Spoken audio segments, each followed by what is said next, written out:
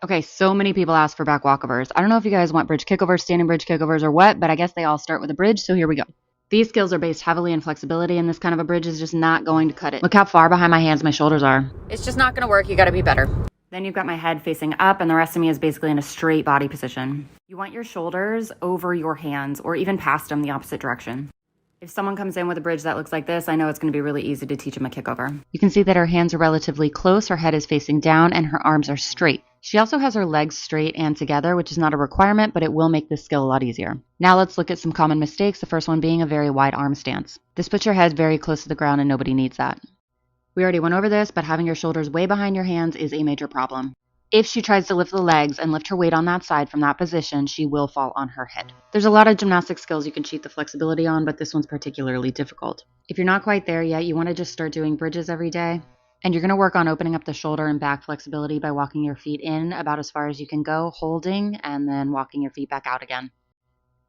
If you're raising up to your toes like this, then you are either missing flexibility in your back, your hips, or your quads. If we look at the correct bridge, you can see the big arch in her back and the angle down. At this point, even if your bridge isn't perfect, you can go ahead and start trying to lift one leg up as high as you can and as straight as you can. The bigger the split, the easier the skill will be. I think my back injury is really going to help here because it's going to show you what even a terrible bridge can do. Assuming your bridge is decent or like hopefully better than this, you're going to lift one leg and start jumping up and down. Whee! The most important part of the jump is to keep your legs in a big split and leave the bottom leg down. You're going to pull the first leg only. Lifting the second leg affects weight distribution and causes you to fall down. Now you're going to work the second part of the kickover. The easiest way to do this is to learn it off something elevated like a bed. Make sure your hands are flat, arms are straight, and your shoulders are over your hands so you don't fall on your head. Practice kicking one leg at a time and then also two legs at a time. Whee! Once you've got that down, it's time to actually bridge kickover off of the elevated spot. After you can do that, go ahead and find a smaller elevated spot to use. If you learn it at a gym, you'll learn it on this incline or decline, I guess. It's just easier when your feet are higher than your hands. But you don't need a whole cheese mat, you just need a raised surface. So as you go, you're just going to get progressively smaller and smaller. That way your feet get closer and closer to the ground and closer to a real bridge. The closer to the ground you are, the harder it's going to be. If your bridge is too far apart or you don't kick hard enough, your weight's going to be on the wrong side and you're not going to make it. I compensated by moving my hand, but you could just drop your feet back down. You can also practice this by walking your feet up the wall, which takes out the initial kick part of it and lets you walk your feet up as high as you need to. So walk your feet up, then walk your hands in a little bit closer, and then you can kick over. Find a wall and put your hand on it. Now you're going to turn away from the wall, put your other hand on it, so you're upside down. Whee! Now you're going to take that hand back off and finish where you started. Then you're going to take that hand, put it back on the wall, and do the same thing again. Once you're done staring at the ceiling and contemplating all of your life choices up to this moment, you will take both hands off at the same time. Once you feel good about that, you're going to stand, stare up at your hands first, and then bridge back until you hit the wall and pop back up with both arms. If you're nervous, you can stand a little closer and just tap and come up a few times. Then you're going to go back and you're going to walk your hands down a few steps this time. Whee! Once you're good doing it close, you will have to move away from the wall. More importantly, what you don't want to do is slouch forward. Why are you people doing this? Well, I guess I do know why. Because it is slightly less scary to do it this way. But look at this. This is terrible form. That being said, you can learn a standing bridge like this. But it will cause you problems with the back walkover.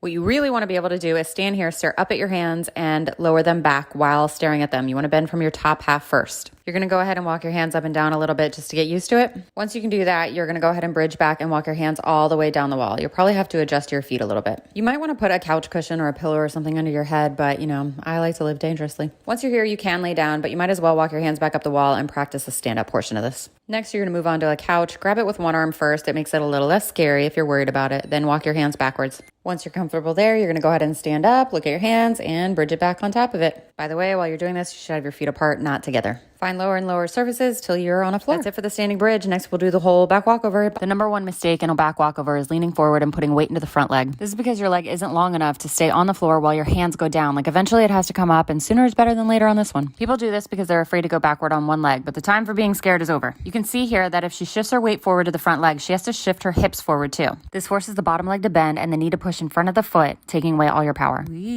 Ideally, you want to stretch the kicking leg out to the front and point the toe to the floor for balance. As you drop back, you shouldn't have any weight on the front leg. Once your hands hit the floor, your kicking leg should already be up pretty high. From there, it's a small push by the bottom leg to get over. Point the foot to the front, let your hands and head lead you backwards into the bridge. You want the knee above the foot and the hips behind.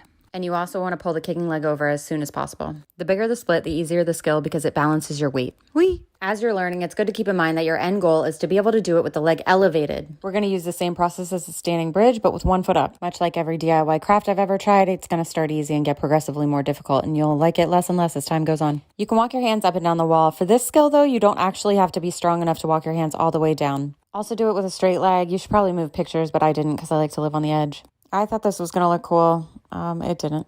Anyway, go back to your couch. It's easier to prop your foot up on something first. Go back, lift the leg in the air. Once you can do this, same concept, go to the floor, prop your leg up on something and go for it. If you haven't injured yourself by now, good for you, and go have fun doing back walkovers. Let's learn a front walkover today. This is assuming you have a bridge and a handstand. If not, go watch those. First, find a wall. Walls are very helpful. You're going to do a handstand and put your foot on the wall. Ew. But you're going to start with your hands really close to the wall because it's going to make you feel better. You're only tapping one foot, so keep your legs in a split. Once you've got it, you're going to gradually start moving your hands farther away from the wall. Whee! Be careful if you move too far away, you're going to miss the wall entirely. Next, you're going to move on to a raised surface. You can use a couch or something, but we have this handy block here. You don't need to kick back over, but you can if you want. Once you can do that, move on to the floor. Whee! Make sure you're landing one foot at a time. Now for the second half of the skill. Go back to the wall. We love walls. You're going to do a bridge. Get your feet and shoulders as close to the wall as possible. Then you're just going to walk your hands up the wall. If your feet are too far from the wall, you can still do it. It'll just be a little bit harder, but you can move them in closer while you're walking up the wall. Go back to your raised surface and do the bridge stand up without the wall. Don't worry about falling because you have this handy little chair here. Ooh. Then you're going to go do it on the floor. The number one mistake people make while trying to learn this is picking up their head and looking to see where they're going to go. You can spend your life looking forward, but for this skill, we're going to need you to look back. When you lift your head, it shifts your center of gravity farther away from your legs, and that's what causes you to fall. I can detail the steps to put it all together, but in my opinion, it's easier to just get up some speed and throw it. Again, the number one thing that's going to mess you up is trying to pick your head up on this skill. All right, great job. Now you can do a front walkover. Bye.